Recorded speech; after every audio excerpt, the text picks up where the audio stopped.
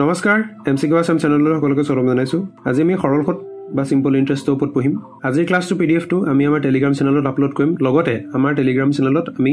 Daily quiz দিবলৈ start কৰিছো। গতিকে তাতটো তোমালোকে গৈ পেলাই কুইজখিনি এটেণ্ড কৰিব পাৰা। আৰু এই ভিডিঅ'টো যদি হেল্পফুল হয় তেতিয়া চেনেলটো ছাবস্ক্ৰাইব কৰিব পাৰা আৰু ভিডিঅ'টো লাইক কৰিব পাৰা। তো ষ্টাৰ্ট কৰিছো। A man borrowed 8,500 from a money lender at 20% per annum. After some time he paid back 13,600 rupees at the time is. তো প্ৰথম কথা আমি প্ৰথম চাই লওঁ পি টোক আমি কি বুলি কওঁ মূলধন বুলি কওঁ, আৰ টোক কি বুলি কওঁ মানে ৰেট অফ ইন্টাৰেষ্ট বুলি কওঁ, টি টোক কি বুলি কওঁ টাইম বুলি কওঁ। ঠিক আছে। আৰু এ মানে কি, এ মানে হৈছে এমাউণ্ট। হ'ব, লিখি দিছোঁ এবাৰ। এ মানে এমাউণ্ট, এমাউণ্ট মানে কি আমাৰ যিটো প্ৰিন্সিপাল, ঠিক আছে, আমাৰ যিটো মূলধন আৰু যিটো চিম্পল ইন্টাৰেষ্ট, সেই দুইটা প্লাছ কৰি দিলে আমি কি পাওঁ এমাউণ্ট পাওঁ, বা ইন্টাৰেষ্ট যিটো আমি পাওঁ সেইটো আমি প্লাছ কৰি দিলে কি পাওঁ এমাউণ্ট পাওঁ। এতিয়া আৰু এটা কথা, চিম্পল ইন্টাৰেষ্টৰ যিটো ফৰ্মুলা সেইটো হৈছে P into R into T divided by 100। এতিয়া কথাটো হ'ল কেতিয়াবা শ্বৰ্টকাটৰ ধান্দাত আমি কি কৰোঁ মানে ঢেৰ ফৰ্মুলা মুখস্থ কৰি লওঁ, ইমান দৰকাৰ নাই। ঠিক আছে। আমি প্ৰথম কথাটো হ'ল মেইন যিটো ফৰ্মুলাটো, মেইন ফৰ্মুলাটো মুখস্থ ৰাখিলে বাকীবিলাক আমি অলমষ্ট কৰিব পাৰিমেই মানে। ঠিক আছে। গতিকে এসোপা ফৰ্মুলা মুখস্থ কৰি পেলাই খেলি মেলি কৰিব নালাগে। বস্তুকেইটা চিম্পল, চিম্পল ইন্টাৰেষ্ট একচুৱেলি চিম্পলেই হয়। তো শ্বৰ্টকাটবিলাক আমি তাৰ মাজত যিখিনি কেলকুলেশ্যন থাকে সেই কেলকুলেশ্যনখিনিত যদি দৰকাৰ পৰে কৰিম মানে। ঠিক আছে। এক্সট্ৰাকৈ ইয়াৰ ট্ৰিক্স বিচাৰিব মানে নালাগে। এ man borrowed 8,500 from a money lender at 20% per annum. তো কিমান আছিলে 8,500 rupees কি হয় তেওঁ ধাৰলৈ লয়। তো পি ইকুৱেল কিমান হ'ব 8,500। অ'কে। 20% per annum বছৰি সুদ কিমান, সুদ হৈছে তোমাৰ 20% per annum। তাৰপিছত টাইম আছেনে, টাইম নাই। আৰু কি আছে এ আছে, এ কিমান 13,600 rupees। কি বুলি ক'লে যে হি পেড বেক 13,600, মানে 8,500 টকা ধাৰলৈ লৈ পেলাই ঘূৰাই কিমান দিলে 13,600 টকা দিলে। তাৰমানে যিটো মূলধন আছিলে মূলধনতকৈ বেছি দিলে, তাৰমানে কি সুদটো ইয়াৰ ভিতৰত সোমাই আছে। এতিয়া আমি কি কৰিম, এতিয়া আমি সুদটো উলিয়াই পেলাম। ঠিক আছে। আমি কি জানো, আমি জানো যে কি হয় এ মানে কি পি প্লাছ এছ আই হয়। এইটো কিমান 13,600 rupees। এতিয়া এছ আইটো কিমান হ'ব, তেতিয়া পিটো যদি ইফালে মই মাইনাছ কৰি দিওঁ কিমান 8,500 যদি মাইনাছ কৰি দিওঁ 13,600 মাইনাছ 8,500 কিমান ল'ব 0 0 6 5 গ'লে 1 8 5 13। তো চিম্পল ইন্টাৰেষ্ট আমাৰ কিমান 5100। এতিয়া চিম্পল ইন্টাৰেষ্টৰ ফৰ্মুলা আমি জানো কি পি আৰ টি বাই 100 ইকুৱেল কিমান 5100। অ'কে। এতিয়া ভেলুখিনি পাতিম। পি কিমান আছিলে 8,500, তাৰপিছত আৰ কিমান আছিলে 20, টি কিমান আছিলে নাজানো, ইকুৱেল 5100। অ'কে। ডিভাইডেড বাই কি আছিলে ডিভাইডেড বাই 100। এতিয়া এই শূন্য শূন্য গ'ল, এইটো শূন্য গ'ল, থাকিলে কিমান 85 × 20 ডিভাইডেড বাই 2। আমি কি হ'ব, আমি ইয়াত এই দুটা পূৰণ কৰিব নালাগে এতিয়া হা। চোৱা চাব ইয়াত কি আছে, টি লগত দুইটা পূৰণ হৈ আছে, 85 আৰু 20 পূৰণ হৈ আছে। গতিকে সিফালে গ'লে কি হ'ব হৰণ হ'ব 5100 ডিভাইডেড বাই 85 × 20, গোটেইটোৱে হৰণ হৈ গুচি আহিব। ঠিক আছে। এতিয়া 0 গ'ল 0 গ'ল। ঠিক আছে। তাৰপৰা 2 কাটিম ইয়াক, কিমান বাৰ যাব 25 × 2 = 50 আৰু 2 5 × 10। ঠিকে। তাৰপৰা 5 দি কাটিম, 5 16 80, 5 17 85, 5 দি কাটিম 5 5 × 25, 5 এগুণ 5। তো কিমান হ'ব 17 51 কেইবাৰ যায় 3 বাৰ যায়, চিধা চিধি কথা। তো আনচাৰ কিমান 3 বছৰ। ঠিক আছে। তো আনচাৰ আমাৰ ডি 3 years। 3 একচুৱেলি ইয়াত ইয়াৰ্ছ লিখিব লাগিছিল হা। অ'কে, পিছত লৈ আহিছোঁ। Simple interest on a sum of money for 2 years at 6.5% per annum is 5200। The sum of money is 2 বছৰৰ বাবে কোনো টকাৰ সৰল সুদ বছৰি ইমান হাৰত ইমান টকা মূলধন হ'ল। আমি মূলধন উলিয়াব লাগে। ঠিক আছে। ইয়াত কি কি আছে, টাইম আছে, টাইম 2 বছৰ। তাৰপিছত ৰেট অফ ইণ্টাৰেষ্ট কিমান আছে 6.5%। 6.5%ক আমি যদি অপকৃত ভগ্নাংশলৈ লৈ যাব কি হ'ব 2 × 12, 12 × 13, তো 13%, 13/2%। তাৰপিছত আৰু কি আছে চিম্পল ইন্টাৰেষ্ট অন ইমান ইমান ইমান ইজ, চিম্পল ইন্টাৰেষ্টটো দিয়া আছে। চিম্পল ইন্টাৰেষ্ট কিমান, এইটো হৈছে 5200। আমি কি উলিয়াব লাগে, আমি পিটো উলিয়াব লাগে। অ'কে। তো চিম্পল ইন্টাৰেষ্ট কিমান, ফৰ্মুলা কি পি আৰ টি বাই 100 × 5200। তো পি মানে কিমান আছিলে, পি মানে নাজানো, আৰ মানে কিমান আছিলে 13/2, আৰু টি মানে কিমান আছিলে 2 আছিলে, ডিভাইডেড বাই 100 ইকুৱেল 5200। ওলাই গ'ল। তো 2 2 কটা গ'ল, ঠিক আছে 100 আছিল 100 টো যদি সিফালে পূৰণ কৰি দিও কিমান হ'ব p * 13 = 5200 আৰু দুটা 0 লগ লাগিব 00 হয় নেক্সট টাইম কি হ'ব 13 এ এই গুটেটোক ডিভাইড কৰি দিম কি হ'ব কেবাৰ যাব 4 13 52 হয় জানো তো p = 4 13 52 0 যেটা আছে গুটিটা লাগি থাকিব কেটা 0 1 2 3 4 40000 ঠিক আছে গতিকে আমাৰ কি হ'ব কোৱেশ্চন এ মানে অপচন এ আনসাৰ এ 40000 কি হ'ব আনসাৰ হ'ব ঠিক আছে ইজি আছে একদম সিম্পল তাৰ পিছত a sum of money that will give 1 rupee as interest per day at the rate of 5% per annum simple interest is কোনো এটা মূলধনত suppose p জনিবা কি কৈছে প্ৰত্যেক দিনে 1 টকাকে সুদ যদি হয় আৰু 5% বছৰি সৰল সুদত simple interest কিমান হ'ব আমাক হেতু লাগে তো আমাৰ পইচাটো p আছিল এতিয়া simple interest ঠিক আছে simple interest আমি ইয়াত কি আছে per annum কৈছে ন বছৰি গন্তি কৰিম গতিকে এদিনত যদি 1 টকা হয় 365 দিনত সুদ কিমান হ'ব 365 টকা হয় ৰেট অফ ইন্টাৰেস্ট কিমান ৰেট অফ ইন্টাৰেস্ট আছে 5% সময়টো কিয়াত কিমান আমি এবছৰে ধৰিম হয় এবছৰ গতিকে আমি উলিয়াব কি লাগে সাম অফ মানি মূলধন উলিয়াব লাগে ঠিক আছে তো ফৰ্মুলা কি আছিল SI = PRT by 100 নহয় জানো তো SI কিমান ইয়াত 365 ইকুৱেল p মানে কিমান নাজানো r কিমান আছিল 5 আছিল আৰু t কিমান আছিল 1 বছৰ আছিল এটো ডিভাইডেড বাই 100 এতিয়া 5 এ 100 কেবাৰ কাটে 20 বাৰ কাটে 365 লগত যদি 20 পূৰণ কৰি দিও কিমান হ'ব তো p = 365 পূৰণ 20 শূন্যটো আহিবই 2 5 গুণ 10 শূন্য হতে গলে 1 2 6 গুণ 36 গুণ 72 72 একে 73 তো 7300 গতিকে আমাৰ आंसर ডি কাৰেক্ট आंसर হয় বুজি পাইছো পিছৰ question A man lent 60,000 partly 5% and the rest at 4% simple interest. If the total annual interest is 2560 rupees, the money lent at 4% was. এজন মানুহ আছিল মানুহজনৰ কিমান টকা আছিল 60000 টকা আছিল তেওঁ পইচাটো কি হ'ব তেওঁ ধাৰলে দি পেলাই এটা কি হ'ব এটা তেওঁ 5% ৰেটত দিলে আৰু এটা 4% simple interestত মানে তেওঁ পইচা ধাৰলে দি দিলে If the total annual interest is 2560 যদি বাৰ্ষিক তেওঁৰ সুদটো এবছৰত মানে কিমান হয় 2560 টকা যে যদি তেওঁৰ সুদ হয় তেতিয়াহলে the money lent at 4% was তেতিয়াহলে 4% কোনটো পইচা দিছিলে আমি হিটো উলিয়াব লাগে সাপোজ তেওঁৰ যিটা ভাগ তাৰ এটা ভাগ জনিবা p তেতিয়াহলে আনটো ভাগ কিমান হ'ব 60000 - p হয় তাৰ মানে এটা যদি 100 টকা হয় তেতিয়াহলে আনটো ভাগ কিমান হ'ব 60000 - 100 হয় আৰু আমি কি কম যেটো p পইচা হেতু 4% ইন্টাৰেস্টত মানে তেও ধাৰলে দিছে আৰু যেটো 60000 - p হেতু আমি 5%ত দিছে বুলি কম আৰু বছৰি এ 4% আৰু 5% ইন্টাৰেস্ট পোৱাৰ পিছত দুইটা মিলাই দিলে কিমান হয় 2560 रुपीस মানে ঠিক আছে এতিয়া আমি হেতুকে কৰিম কথাটো হল সিম্পল ইন্টাৰেস্ট প্ৰথম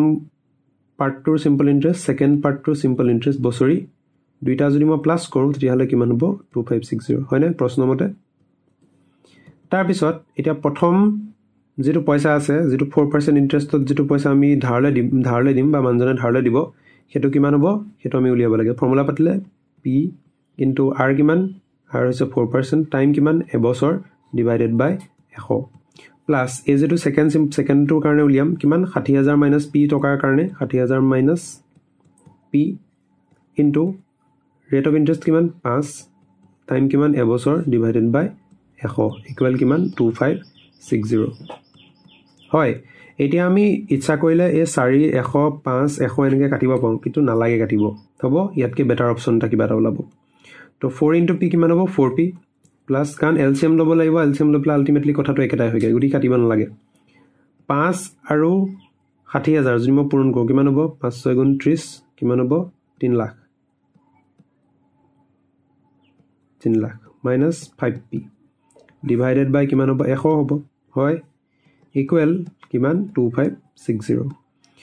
এতিয়া 4p minus 5p কিমান minus p plus কিমান হ'ব 3 lakh 3 lakh okay equal to এই যিটো 100 হৰণ হৈ আছিলে ইফালে গ'লে কি হ'ব পূৰণ হ'ব তো কিমান 2560 1 2 আৰু দুটা তো ইমপ্লাইজ মাইনাছ পি ইকুৱেল কিমান হ'ব এই 3 লাখটো ইফালে হ'ব যাব তাৰমানে মাইনাছ আহিব তো 3 লাখৰ পৰা 25600 মানে 2,56,000 যদি মাইনাছ কৰোঁ কিমান হ'ব 1 2 3টা 0 আহিবই 10 পৰা 6 গ'লে 4 29 পৰা 25 গ'লে 4 তো কিমান হ'ব -44,000 হয় আৰু দুইফালে মাইনাছ আছে মই উঠাই দিম তো কিমান লিখিম p ইকুৱেল টু 44,000 ঠিক আছে বুজি পাইছো interesting okay A certain sum of money lent out at simple interest amounts to 1,380 in 3 years and 1,500 in 5 years. Find the rate percent per annum. Ama ki koise kunuba eta paisa kiman ase 3 বছৰত কিমান হয়গে 1380 টকা হয় আৰু 5 বছৰত কি হয়গে 5 বছৰ হয়গে 1500 টকা ওকে এটো এতিয়া কথাটো হল আমি যদি এই 1500 পা 1380 টো মাইনাস কৰি দিও তাৰ মিনিং টু কি বুজাব যে 5 বছৰ এটো মই এনেকে লিখিছো দে 1 2 3 4 5 ওকে তো প্ৰথম বছৰটো সেকেন্ড থাৰ্ড ফোৰ্থ ফিফথ 5 বছৰত কিমান হয়গে 1500 টকা 3 বছৰত কিমান হয়গে 1380 টকা এতিয়া যদি মই এই 1500 পা 1380 টো যদি মাইনাস কৰি দিও তেতিয়া মোক কি ওলাব তেতিয়া ওলাব যে এই 2 বছৰত এই বছৰটোত আৰু এই বছৰটোত খুত কিমান ঠিক আছে তো মাইনাস কৰো তো 1500 মাইনাস 1380 কিমান হ'ব 0 10 8 গল 2 4 পা 3 গলে 1 তো 120 টকা তাৰ মানে 2 বছৰত খুত কিমান হয় 120 টকা তো এবছৰত খুত কিমান হয় 60 টকা তেতিয়া হলে 3 বছৰত